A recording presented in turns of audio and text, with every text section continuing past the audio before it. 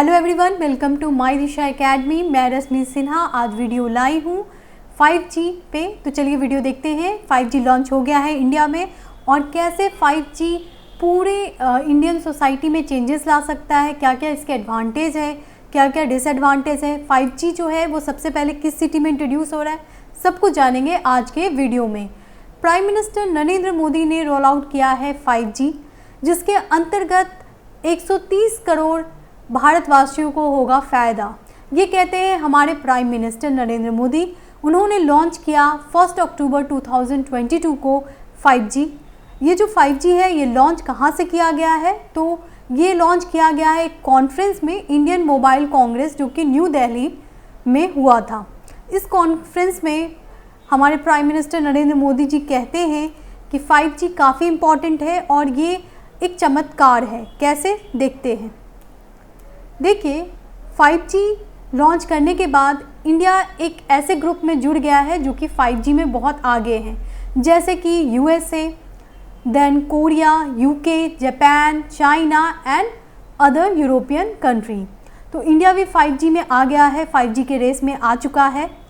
देखिए, अगर हम 5G का यूजेस देखें तो 5G बहुत यूज़फुल है। एक तो ये हमारे जो इंटरनेट एक्सेस है उसको क्विक करेगा, जल्दी करेगा। साथ में ये हमारे सभी के जीवन में काफ़ी प्रभावशील है। देखिए, 5G के 4 पिलर की बात प्राइम मिनिस्टर नरेंद्र मोदी करते हैं। ये 4 पिलर क्या है, थोड़ा जानते हैं। जो सबसे पहला पिलर है वो है the cost of gadget and device. जी हाँ, गैजेट और का कॉस्ट काफ़ी मायने रखता है। जितना ही सस्ता होगा गैजेट, इतने सारे लोगों तक पहुँचा जा सकता है। तो गैजेट कॉस्ट काफ़ी मायने रखता है। उसके अलावा डिजिटल कनेक्टिविटी, जी हाँ, डिजिटल कनेक्ट होना भी बहुत ज़रूरी है। और ये क्या है, 4 पिलर है किसके, डिजिटल इंडिया के। उसके अलावा cost of data, then digital first, ये सारी पॉइंट काफ़ी इंपॉर्टेंट है। क्वेश्चन आ सकता है आपसे 4 पिलर ऑफ डिजिटल इंडिया, तो ध्यान रखें। तो cost of gadget, digital connectivity, cost of data and digital first. तो इन चारों पॉइंट पे ध्यान रख के 5G लॉन्च किया जाएगा। और जो भी कंपनी है उनको इन बातों पे ध्यान देना पड़ेगा कि कॉस्ट ऑफ डेटा ज़्यादा ना हो और ज़्यादातर लोगों तक पहुंच पाए, ज़्यादा लोगों तक ये कवर कर पाए, इस बात पे ध्यान दिया जाएगा। 5G सर्विसेज लॉन्च हो गया है, किस किस शहर में हुआ है देख लेते हैं। तो देखिए, 5G इंडिया में देखते हैं कहाँ कहाँ पहुँचा है। तो सबसे पहले 5G पहुंचा है अहमदाबाद में, फिर दिल्ली में, फिर चंडीगढ़ में, फिर गांधीनगर में, गुरुग्राम में, मुंबई में, बेंगलुरु में, चेन्नई में, हैदराबाद में, वाराणसी, जामनगर, कोलकाता, लखनऊ और पुणे। इन सभी जगह पहुंच गया है 5G सर्विसेज। आपके शहर में पहुंचा है या नहीं, ये आप बता सकते हैं कमेंट बॉक्स में। चलिए आगे बढ़ते हैं। 5G इन इंडिया, देखिए 5G इंडिया में कौन लॉन्च कर रहा है, कौन सी कंपनी 5G सर्विस लाने वाली है इंडिया में, वो देख लेते हैं। तो वो है रिलायंस जियो, एयरटेल, उसके बाद वोडाफोन। ये तीनों कंपनी जो है वो भारत में लाने वाला है 5G सर्विसेज। देखिए, यहाँ पे जो इन्फॉर्मेशन है वो द हिंदू को ही पढ़ के बनाया गया है। द इवोल्यूशन ऑफ 5G इवोल्यूएट कैसे हुआ थोड़ा देखते हैं। तो देखिए 1G देखते हैं। 1G आया था 1979 में, फिर आया था 2G 1991 में, फिर आया था 3G 1998 में। देखिए, ये जो 1G से जब हम 2G में जाते हैं तो केवल जनरेशन नहीं चेंज होता है, ऐसा नहीं 1G से 2G जा रहे हैं, बहुत कुछ चेंज होता है। टेक्नोलॉजी में बहुत सारे डेवलपमेंट होते हैं। जैसे 3G में वाईफाई सिस्टम्स आ चुका था। उसके अलावा अगर हम 4G की तरफ जाएँ तो 4G में क्या आया था, cloud computing, internet of things जैसे कॉन्सेप्ट, मोबाइल ब्रॉडबैंड सिस्टम आ चुका था। ये 2008 में इंट्रोड्यूस किया गया था 4G, ये याद रखें। और उसके बाद आता है 5G। 5G में क्या होता है, 5G में देखिए डेटा अनलिमिटेड की बात की जाती है 5G में, ठीक है। तो यहाँ पे बताया जा रहा है कि डेटा जो होगा वो अनलिमिटेड होगा और फिर हमारा जो डेटा कैपेसिटी होगा वो भी क्या हो जाएगा, इंक्रीज कर जाएगा। तो ध्यान रखें वो क्या हो जाएगा, इंक्रीज कर जाएगा। तो 2019 में ये इंट्रोड्यूस हुआ है 5G। आगे बढ़ते हैं। 5G आने से क्या होगा, फास्ट ट्रैक होगा। जी हाँ, जो सर्विस है इंटरनेट सर्विस बहुत फास्ट हो जाएगा। देखिए 1980 में जब 1G आया था तो केवल 2.4 kbps यानी कि किलोबाइट पर सेकेंड डेटा ट्रांसफ़र हो पाता था, केवल 2.4। लेकिन अगर हम 5G की बात करें तो डेटा कितना बढ़ रहा है, देखिए 5G में अबाउट 20 Gbps यानी कि गीगाबाइट, तो कितना बढ़ रहा है, 20 Gbps बढ़ रहा है। और टाइम का अगर हम बात करें तो टाइम बहुत फास्ट हो रहा है, 1.5 सेकेंड में डेटा ट्रांसफ़र हो सकता है। तो सबसे इम्पॉर्टेंट क्या है, इसमें स्पीड काफ़ी बढ़ गई है, ये ध्यान में रखना होगा। और भी बहुत सारे बेनिफिट्स हैं जो हम आगे देखेंगे। तो बेनिफिट देख लेते हैं, फास्टर नेटवर्क। जी हाँ, नेटवर्क क्या हो गया है, फास्टर हो गया है, तो फास्टर नेटवर्क हो गया है। साथ में बेटर सिग्नल स्ट्रेंथ, देखिए 5G से फास्टर नेटवर्क हो गया है, फिर बेटर सिग्नल स्ट्रेंथ। जी हाँ, सिग्नल स्ट्रेंथ काफ़ी अच्छा हुआ है। आपने नोटिस किया होगा कभी कभी क्या होता है, हम लोग काफ़ी ऊंचे फ्लैट में रहते हैं तो सिग्नल नहीं आ पाता है, ये प्रॉब्लम भी होती है हम सभी के साथ। तो ऐसे में ये क्या करेगा, 5G बेटर सिग्नल स्ट्रेंथ देगा, ताकि आप कहीं भी लोकेट कर रहे हो, कहीं भी रह रहे हो, आपको ये प्रॉब्लम नहीं फेस करनी पड़ेगी। तो बेनिफिट क्या है, बेटर सिग्नल स्ट्रेंथ। उसके आगे देखते हैं नेक्स्ट लेवल लेटेंसी। अब ये क्या है, लेटेंसी का मतलब क्या है, देखिए लेटेंसी का यहाँ पे मतलब है, लेटेंसी यहाँ पे बता रहा है टाइम, ठीक है। जैसे अगर कोई मैसेज सेंडर है, ठीक है, वो मैसेज सेंड कर रहा है और ये मैसेज किसके पास जा रहा है, रिसीवर के पास। तो जो टाइम लगता है एक मैसेज को जाने में सेंडर और रिसीवर के बीच में, ये मैसेज का टाइम है, इस टाइम को हम लोग लेटेंसी टाइम कहते हैं। तो इस तरह के यानी 5G सर्विस में क्या होगा, ये जो टाइम है वो बहुत ही कम हो जाएगा, यानी मिनिमम टाइम, मतलब बहुत ही कम समय में। आप देख रहे हैं ना, 1.5 सेकेंड बताया जा रहा है, यानी केवल 1.5 सेकेंड में आपके इन्फॉर्मेशन को भेजा जा सकता है, मिल सकता है।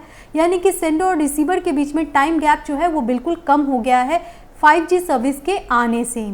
साथ में स्पीडी डेटा स्पीड, जी हाँ, हमारी जो डेटा है वो क्या हो जाएगी, बढ़ जाएगी, तो स्पीडी डेटा स्पीड हो जाएगा।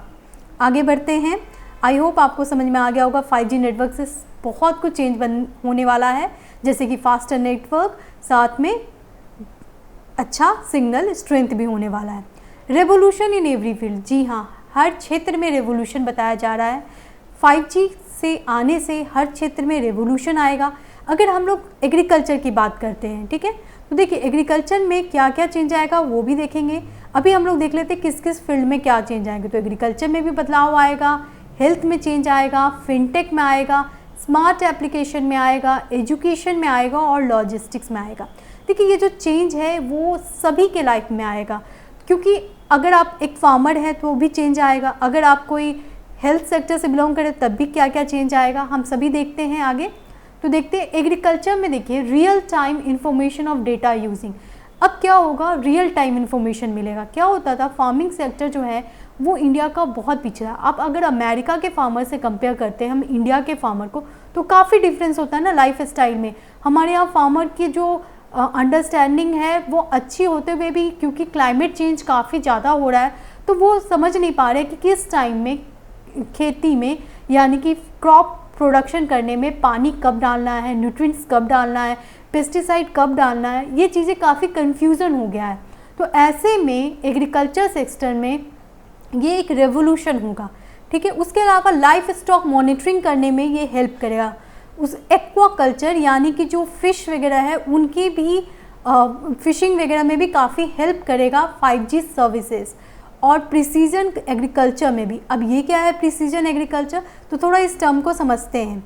देखिए प्रिसीजन एग्रीकल्चर एक अप्रोच है जिससे फार्म मैनेजमेंट हो सकता है। इसमें IT यानी इंफॉर्मेशन टेक्नोलॉजी का पूरा इस्तेमाल किया जाएगा। अच्छा, इस पिक को देखकर आपको कुछ याद आ रहा है? जी हाँ, हमें याद आ रहा है बजट, क्योंकि बजट में बोला गया था, क्या बोला गया था बजट में बोला गया था ड्रोन फार्मिंग करवाई जाएगी, यानी कि अब फार्मिंग में ड्रोन का इस्तेमाल किया जाएगा। और ड्रोन का इस्तेमाल कैसे होगा, इससे रिलेटेड है ये 5G सर्विस। अभी मैं बताती हूँ आपको कैसे ड्रोन से रिलेटेड है 5G सर्विस। तो आप ध्यान रखें, 5G सर्विस आने से क्या होगा, प्रिसीजन एग्रीकल्चर हो पाएगा, यानी एग्रीकल्चर मैनेजमेंट जो होगा वो IT से लिंक्ड होगा।